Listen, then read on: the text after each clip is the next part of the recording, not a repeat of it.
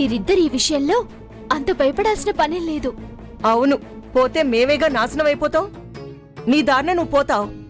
నీకెందుకే భయం? నేనంత నీచంగా ఆలోచించేదాన్ని కాదు.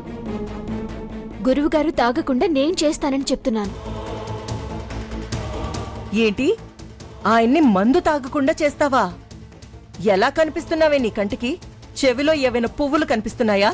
లేదా నువ్వు పెడతావా? నువ్వాగవే వసంత. ఏం చేస్తావు పద్మావతి? ఈరోజు గురువుగారిని మందు తాగనివ్వను. తాగరు కూడా. పద్మావతి, నీ మాట వింటే చాలా ఆనందంగా ఉంది. ఇదే జరిగితే నిన్ను దేవతలా కొలుస్తాను. ఓ, మరీ అంత పొగడకండి. అది జరిగేది కాదు, దీనివల్ల అయ్యేది కాదు. నిన్ను మాట్లాడొద్దని చెప్పానా?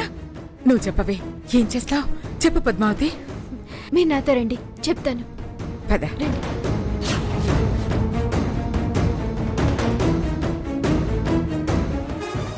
మీరు ఎంత ప్రయత్నం చేసినా ఆయన తాగడం మానలేరు. ఎవరు ఏం చెప్పినా వినరు. తాగుడికి బానిసైపోయారు. చేసుకోండి, ఏం చేసుకుంటారు? ఏమీ వర్కౌట్ అవ్వదు.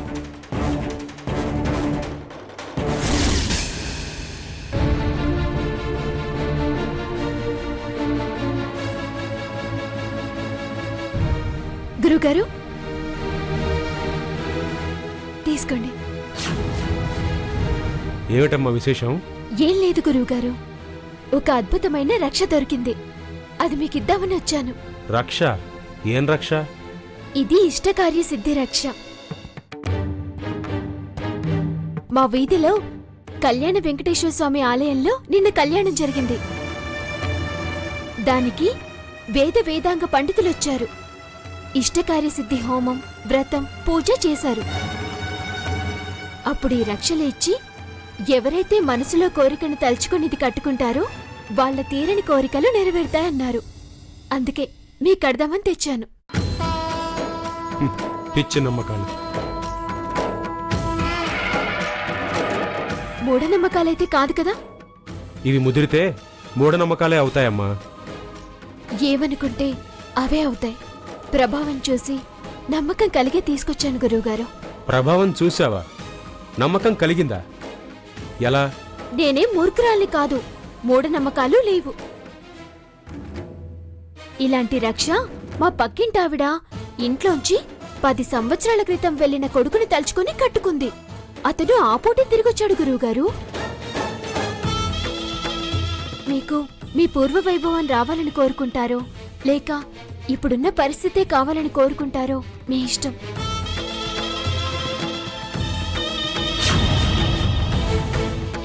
నాకెందుకో నువ్వు అబద్ధం ఆడుతున్నావు అనిపిస్తోందమ్మా.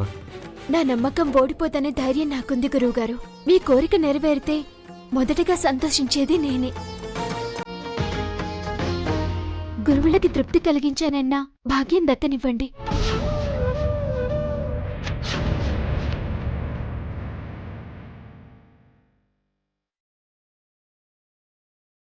సర్లే, నీ మాట ఎందుకు కాదనాలి? నీ చేతులతో నువ్వే కట్టమ్మా.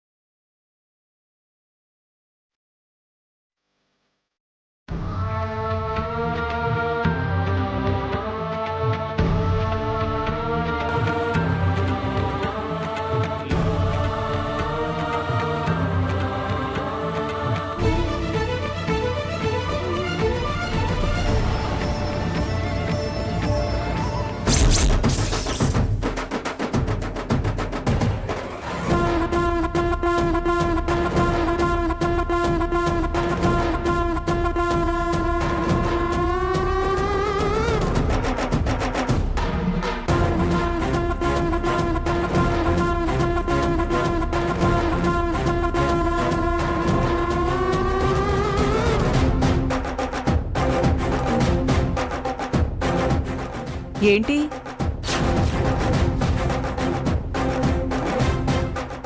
చేతికేదో కడుతున్నావు? ఇష్టకార్యసిద్ధి రక్ష. నీ మీద ఇంకా ఇష్టం పెరగాలనా? కాదు, మీ మీద ఇష్టం పెరుగుతుందేమోనన్న ఆశతో. ఆయనకి నాకన్నా మందే ఇష్టం. ఇప్పుడు అదెందుకు గుర్తు చేస్తున్నావు నువ్వు? అది గుర్తు చేసే అవసరం ఏముంది? ఇదిగో ఇక్కడే ఉందిగా.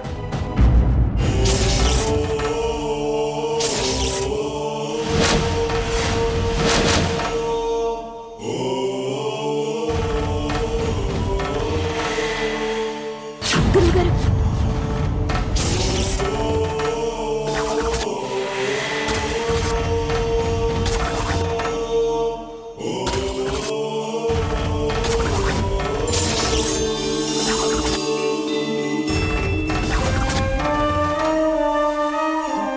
క్షమించండి గురువుగారు.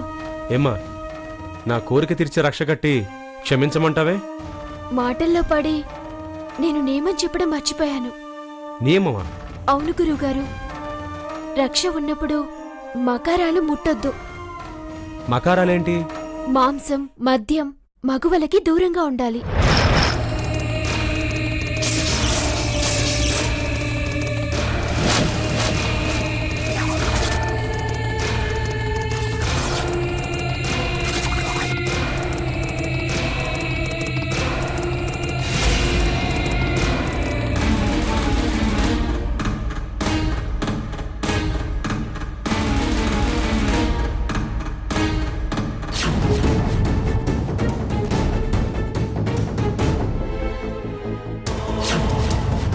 అంటే నేనిప్పుడు దీన్ని తాక్కూడదా? తాగొచ్చు, కానీ రక్ష కట్టిన వాళ్ళకి కీడేమైనా జరగొచ్చు.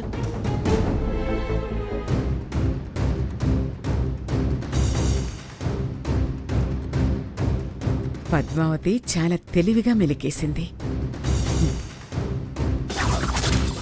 ఏమా, ముందే చెప్పాలిగా. మర్చిపోయాను గురువుగారు. పోనీ విప్పేయమంటారా? ఇప్పేసాయి.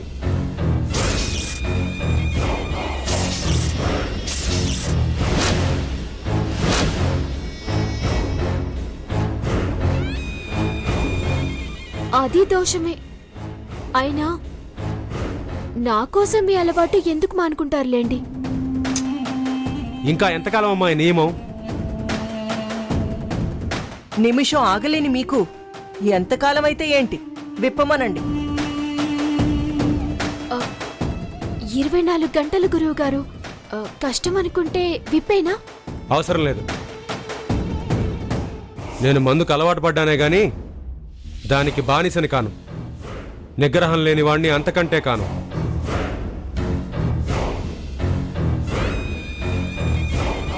శిష్యురాలిగా వచ్చావు, కీడు నీకు బహుమానంగా ఇవ్వలేను. నాకు తాంబూలం దక్షిణ తెచ్చావు, నీకు ద్రోహం చేయలేను.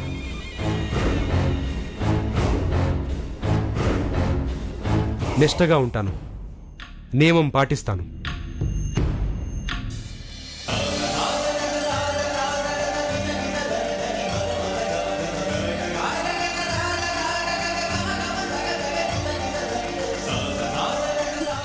చాలా థ్యాంక్స్ గురువుగారు.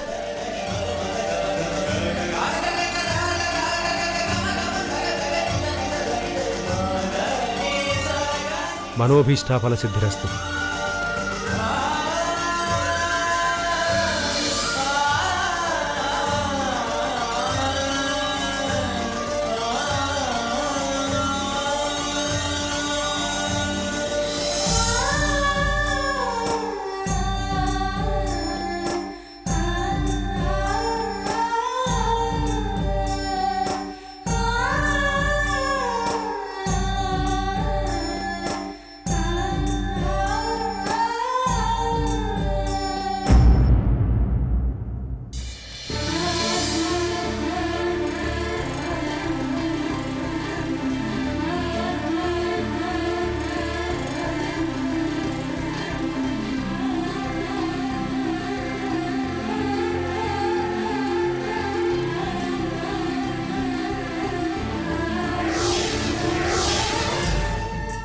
నా తల్లే, నా బంగారమే, ఒక్క రక్షతో వాణ్ణి కట్టడి చేసావు కదే. నీ తెలివితేటలు అమోఘమే. ఇన్నేళ్లలో మేం చెయ్యలేని పని చిటికెలో నువ్వు చేశావు. నిమిషమే కదా గడిచింది, ఇంకా 23 గంటల 59 నిమిషాలుంది. ఎన్ని గంటలైనా వాడు తాగడే. మనం ఇన్నాళ్ళు వాడు తాగుతున్నాడని బాధపడ్డామే గాని అది మానిపించే ప్రయత్నం చేయలేదు.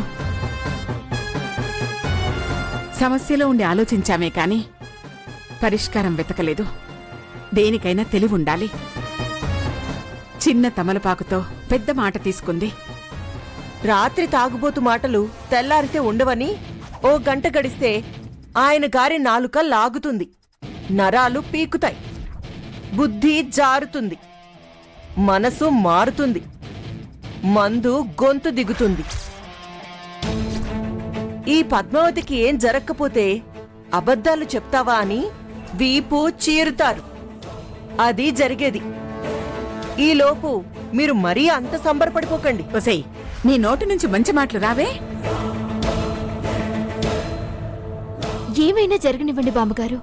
ఇప్పుడైతే మీరు రక్ష విప్పితే నాకు కీడు జరుగుతుందన్న మాటకి విలువిచ్చారు. నా నమ్మకం గెలుస్తుంది అన్నారు. అది చాలు. నిజమేనే, వాడు నన్ను దీన్ని కాదన్నా, మా మాటకు విలువ లేకపోయినా నువ్వన్నదానికి తలూపాడు. నువ్వంటే వాడికి అంత అభిమానం. అంత నా అదృష్టంగా భావిస్తున్నాను.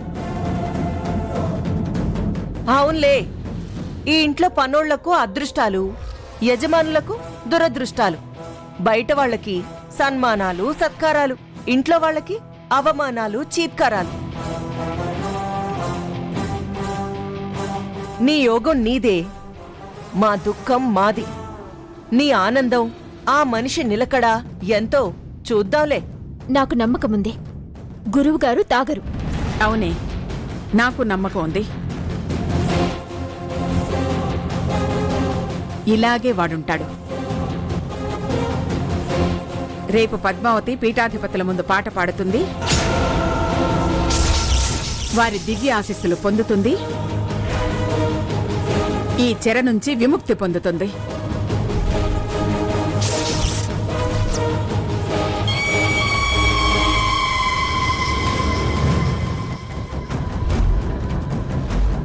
పాట మెప్పించి వెళ్ళిపోతుందా?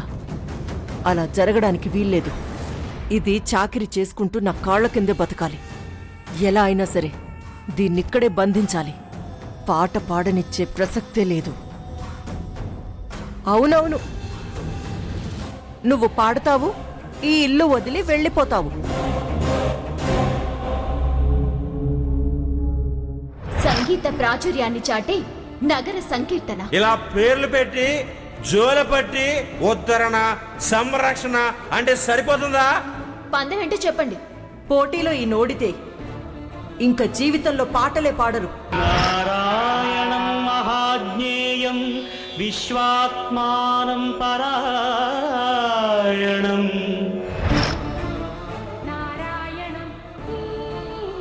ఆపో.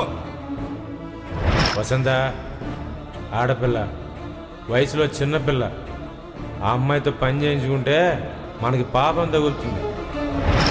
మీ దగ్గర శిష్యరికం చేయాలనుకుంటున్నాను. ఆ సంగీతమే నీకు నమస్కరించేలాగా నిన్ను తీర్చిదిద్దుతాను.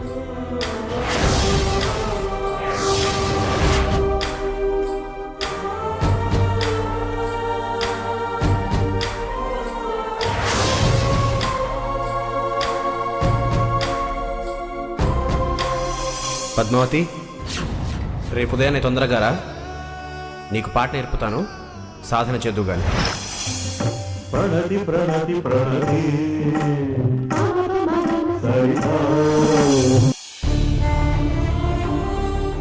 ఏమిటి పద్మావతి మొహం అలా పెట్టావు? గురువుగారికి నేనెక్కడ దూరమైపోతానోనని బాధగా ఉంది. నీ జీవితానికి నువ్వు దగ్గరవుతావే. ఇలా ఎంతకాలం ఉంటావు? పెళ్లి కావాల్సిందానివి. ఈ పని మనిషి బతుకొద్దు.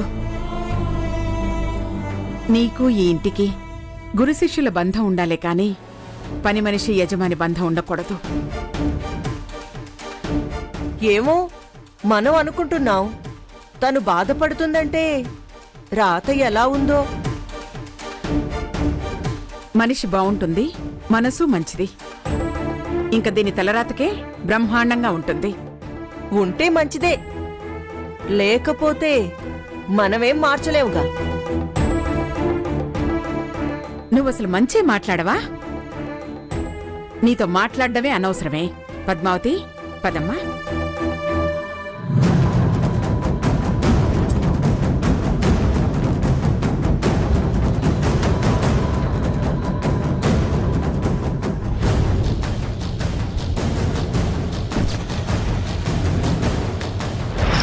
మనోభీష్టాఫల సిద్ధిరస్తు.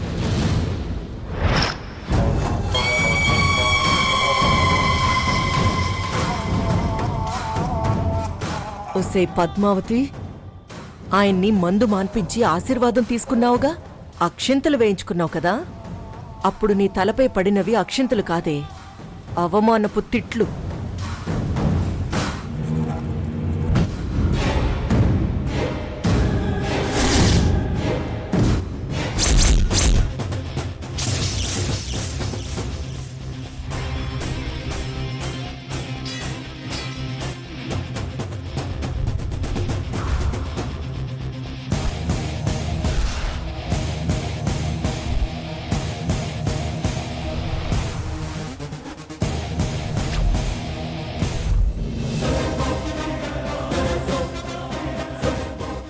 ఏంటి మందు చూస్తూ కూర్చున్నారు?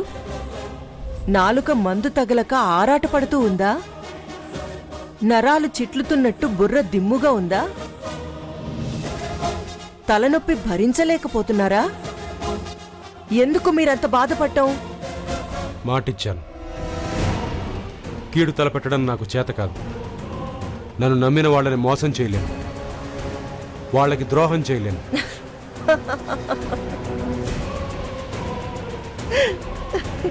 ఎందుకు నవ్వుతున్నావు? మీ అమాయకత్వాన్ని చూసి. అమాయకత్వమా? మరి ఆ పిల్ల చెప్పింది నమ్మి నిజమని నియమం పాటిస్తున్నారా? నిజం కాదా? ఇది నిజం. ఇందులో మందు నిజం. అది నిషా ఇవ్వడమూ నిజం. కాని ఆ తమలపాకు దారం ఇష్టకార్యసిద్ధి రక్ష అనడం అబద్ధం. ఎలాగా? అబద్ధమా? ఎలాగా?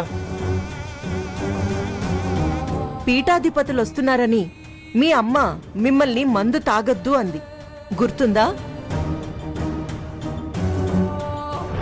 ఇవాళ పీఠాధిపతులొస్తున్నారు. ఇవాళ తాగడం మానేరా, పరువు పోగొట్టుకురా. మీరు మందు తాగకుండా ఉండడానికి ఆ పిల్ల, మీ తల్లి కలిసి వేసిన ఎత్తిది. ఎత్త? చిత్తైన వాళ్ళు, మీకెలా తెలుస్తుంది? పైగా మందు లేదు, ఎలా ఆలోచిస్తారు? వయసు చిన్నదైనా మంచి తెలివిగల పిల్ల ఆ పద్మావతి. మీరేమో విద్య నేర్పుతున్నారు, అదేమో మిమ్మల్ని మాయలో ఉంచుతుంది. ఇది ఇష్టకార్య సిద్ధి రక్ష. ఎవరైతే మనసులో కోరికను తలుచుకుని ఇది కట్టుకుంటారో వాళ్ళ తీరని కోరికలు నెరవేరుతాయన్నారు. అందుకే మీకు అర్థమని తెచ్చాను.